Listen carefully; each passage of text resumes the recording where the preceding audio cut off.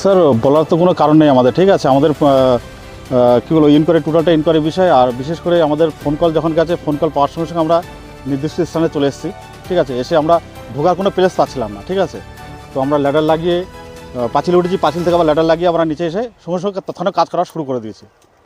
মানে আগুন জ্বলতে ছিল, ঠিক আছে। আমরা রানিং অবস্থায় কাজ করছি, ঠিক আছে। এসে যা পেয়েছি আমরা লিভিয়ে দিয়েছি, ঠিক আছে। ব্যাটিং প্রসেস করে লিভিয়েছি, ঠিক আছে। গাড়ি ঢোকার কোনো রাস্তা ছিল না, অতএব আমরা জল ইউজ করতে পারিনি। হ্যাঁ, এর আগেও কাজ করেছে, আমি শুনেছি যে এর আগেও কাজ করেছে। আমি যেহেতু নর্থ বেঙ্গল থেকে এখানে পোস্টিং হয়ে এসেছি 8 মাস, ঠিক আছে, এসছি। তো আমি এসে শুনে দেখি যে এই ব্যাপার এখানে এর আগেও আর কি এরকম জ্বলেছে। আমাদের ফায়ার ব্রিগেড এসে রীতিমতো কাজ করেছে, করে লিভিয়েছে আগুন। অবশ্যই এটা সবাইকে আমি বলতে চাই যে সবাই সেফটি আগে দেখতে হবে, ঠিক আছে। যেহেতু আমাদের এখানে ইন্টারনালটা রয়েছে, ঠিক আছে, ইন্টারনালটা রয়েছে। তো সেই হিসাবে দেখি যে এখানে যদি কোনো বদমাইশি কেউ কিছু করে থাকে, মানুষকেও সজাগ থাকতে হবে যে কারা করছে এগুলো, ঠিক আছে, কী কারণে লাগছে আগুনটা।